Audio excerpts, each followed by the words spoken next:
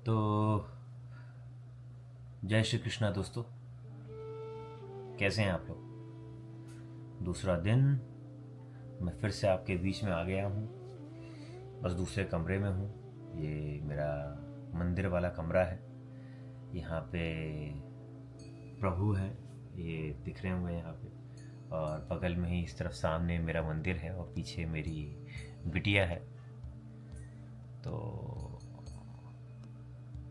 आज हम अपने ही पहले अध्याय की फिर से शुरुआत करते हैं, मगर साथ ही साथ में बहुत सारी बातें भी आपसे करता रहूँगा। तो यही है हमारी महान ग्रंथ, जो शायद हमने जन्म लिया बहुत सारे कामों करने के लिए, मगर साथ ही साथ हमने जन्म इसलिए भी लिया है कि हाँ, जो ग्रंथ जिस धरती पर हम जन्मे हैं उन ग्रंथों को पढ़ सके, उनके बारे में जान सकें। मैं धीरे धीरे इस सफ़र में अपने साथ अपने जीवन के बारे में भी बताता जाऊंगा। शायद आप लोग मुझे भी जानना चाहेंगे। कमेंट में मुझे आप बता सकते हैं कि अगर आप कुछ और भी जानना चाहें। मैं बताना चाहूँगा, पहले मैं एक स्पिरिचुअल मेडिटेशन एक्सपर्ट भी हूँ। मेडिटेशन लोगों के साथ मिलके मैं करता हूँ। मतलब मैं बहुत बड़ा कोई एक्सपर्ट तो नहीं हूँ, मगर श्वास क्रिया और मन और ध्यान करने की प्रक्रिया मुझे बहुत अच्छी आती है, क्योंकि वो मैंने खुद से कई सालों में ये पद्धति, ये प्रैक्टिस डेवलप की है। तो कभी किसी को ज़रूरत हो, कोई बहुत ज़्यादा पीड़ा और परेशानियों में चल रहा हो, तो आप मेरे से बात कर सकते हैं।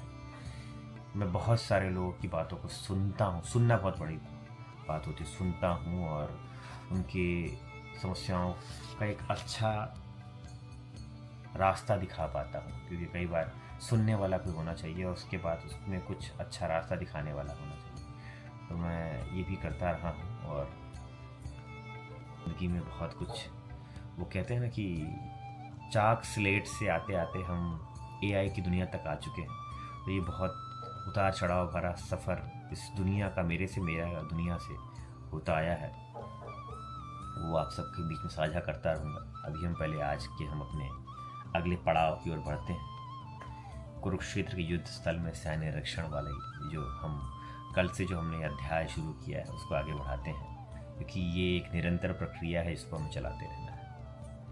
तो चलिए शुरू करते हैं। अत्र शुरा महेश्वासा भीमार्जुन समा युद्धि युधानो विराटश्च द्रुपदश्च महारथ।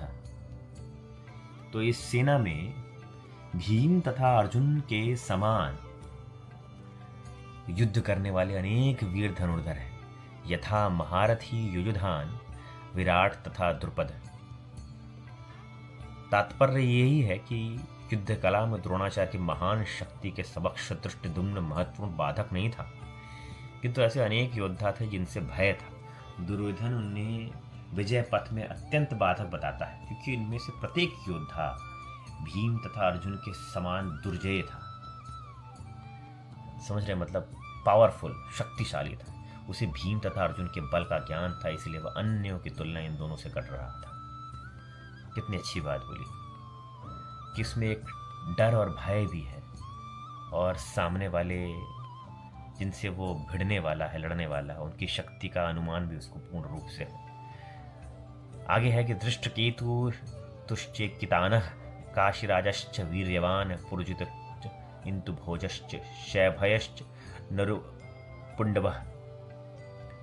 इनके साथ धृष्टकेतु, चेकितान, काशीराज, पुराजित, कुंती भोज तथा शैव्य जैसे महान शक्तिशाली योद्धा भी।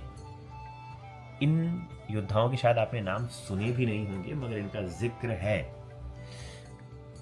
और उसी के बारे में बताया जा रहा है। कि फिर आगे है कि युधा मन्युश्च विक्रांत उत्तमौजाश्च वीर्यमान सौभर्दो द्रौपदेयाश्च सर्व एव महारथा। पराक्रमी युधा मन्यु अत्यंत शक्तिशाली उत्तमौजा, सुभद्रा का पुत्र तथा द्रौपदी के पुत्र, ये सभी महारथी हैं। जो नई जनरेशन्स के लोग हैं उनके लिए यही है कि आप जान पाएं कि प्रभु श्री कृष्ण जी अर्जुन जी, भीम, युधिष्ठिर, इनके बारे में आप कहीं ना कहीं रील्स, वीडियो की दुनिया या कहीं ना कहीं आप पढ़ ही लेंगे। मगर ऐसे बहुत सारे पराक्रमी योद्धा थे जो कुरुक्षेत्र की उस भूमि पर लड़े थे, और उनके बारे में जानना चाहिए ही चाहिए। और जो एआई में बहुत सारी हम रील्स देख रहे हैं, उसमें इनके बारे में भी जिक्र आना चाहिए। तभी शायद हम और भी ज़्यादा गहरे तरीके से अपने इस युगों युगों से, द्वापर, सतयुग, कलयुग, इन युगों के बारे में, उनसे जुड़े हुए लोगों के बारे में जान पाएंगे। आगे है कि अस्माकं तु वशिष्ठा ये तन्निबोध द्विजोत्मा नायका मम सैन्यस्य सज्ञार्थ तान ब्रवीमीते। किंतु हे ब्राह्मण श्रेष्ठ, आपकी सूचना है के लिए मैं अपनी सेना के उन नायकों के विषय में बताना चाहूँगा जो मेरे सेना को संचालित करने में विशेष रूप से निपुण है। बहुत सारे ऐसे ही सेनानी थे जिनके बारे में, अब जिनका वर्णन, जिनके बारे में लोगों को जानना बहुत ज़रूरी है। आगे है कि भगवान में भीष्म, कर्णश्च, कृपश्च, समिंतजय, अश्वत्थामा, विकर्णश्च, सैमादित्यस्त्वैव च। मेरी सेना में स्वयं आप, भीष्म, कर्ण, कृपाचार्य, अश्वत्थामा, विकर्ण तथा सोमदत्त का पुत्र भूरिश्रवा आदि है जो युद्ध में सदैव विजयी रहे हैं। ऐसे कई युद्ध हुए हैं जो महाभारत से पहले थे, और इन सभी में, इन सभी का एक एक्सपीरियंस और एक ज्ञान इन सारे महान योद्धाओं में जो कर्ण की तरफ से और मतलब दुर्योधन की तरफ से लड़ रहे थे, उनके पास था। तो उसके बारे में भी जिक्र किया है। मुझे ये लग रहा है कि ये दुर्योधन के शब्द ही हैं, है ना, कि मेरी सेना में आप, भीष्म, कर्ण, कृपाचार्य, ये सभी लोग दुर्योधन उन अद्वितीय युद्धवीरों का उल्लेख कर रहे हैं और जो सदैव विजयी होते आए हैं। विकर्ण दुर्योधन का भाई है, विकर्ण दुर्योधन का भाई। अश्वत्थामा द्रोणाचार्य का पुत्र है, और सोमदत्ती या भूरिश्रवा ब्राह्मलिकों के राजा का पुत्र है। कर्ण अर्जुन का आधा भाई है, क्योंकि वह कुंती के गर्भ से राजा पांडु के साथ विवाहित होने के पूर्व उत्पन्न हुआ था। सूर्यदेव की जो कृपा थी माता कुंती पर, ये तो आप सभी जानते हैं। और कर्ण की गाथा तो हमेशा कही जाती है, हर जगह सुनाई जाती है। तो कृपाचार्य की जुड़वा बहन द्रोणाचार्य को ब्याही गई थी। तो उसके बाद है, आखिरी मैं रखना चाहूँगा कि अन्ये च बहवः श्रुरा मदर्थे त्यक्त जीविता नानाश्च प्रहणा सर्वे युद्ध विशारदा। ऐसे अन्य अनेक वीर भी हैं जो मेरे लिए अपना जीवन त्याग करने के लिए तैयार बैठे। वे विविध प्रकार के हथियारों से सुसज्जित हैं, भरे हुए हैं, बहुत सारे अलग अलग तरह के शस्त्र अस्त्र उनके पास हैं लड़ने के लिए। और युद्ध विद्या में बहुत ही निपुण और बहुत ही ज़्यादा ज्ञान, बहुत ही ज़्यादा उसके बारे में अगर आप बोलें तो मेंटल फिजिकल नॉलेज है। तो जहाँ तक अन्यों तथा जयत्र कृतवर्मा तथा शल्य का संबंध है, वे सब दुर्योधन के लिए अपने प्राणों की आहुति देने के लिए तैयार बैठे हुए हैं। दूसरे शब्दों में पूर्व निश्चित है कि वे अपने पापी दुर्योधन के दल में सम्मिलित होने के कारण कुरुक्षेत्र के युद्ध में मारे जाएंगे। निस्संदेह अपने मित्रों की संयुक्त शक्ति के कारण दुर्योधन अपनी विजय के प्रति बहुत आश्वस्त है, बहुत ही उसके अंदर वो कॉन्फिडेंस है, विश्वास है कि मैं इस युद्ध को तो जीत ही जाऊंगा। आज के लिए सिर्फ इतना ही रखते हैं, इस हिस्से को छोटा रखते हैं कि शायद आपको आनंद आए, आपको अच्छा लगे।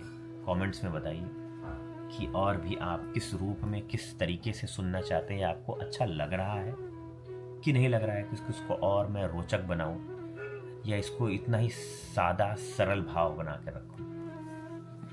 अब मेरे ऑफिस जाने का समय हो गया है, मैं चलता हूँ, नाश्ता करूँगा, प्रभु का आशीर्वाद और पूजा कर ली है। और सबसे बड़ी बात, ये पूजा मैं सिर्फ अपनी खुशी के लिए करता हूँ, यही मेरे लिए बहुत है। चलिए, धन्यवाद।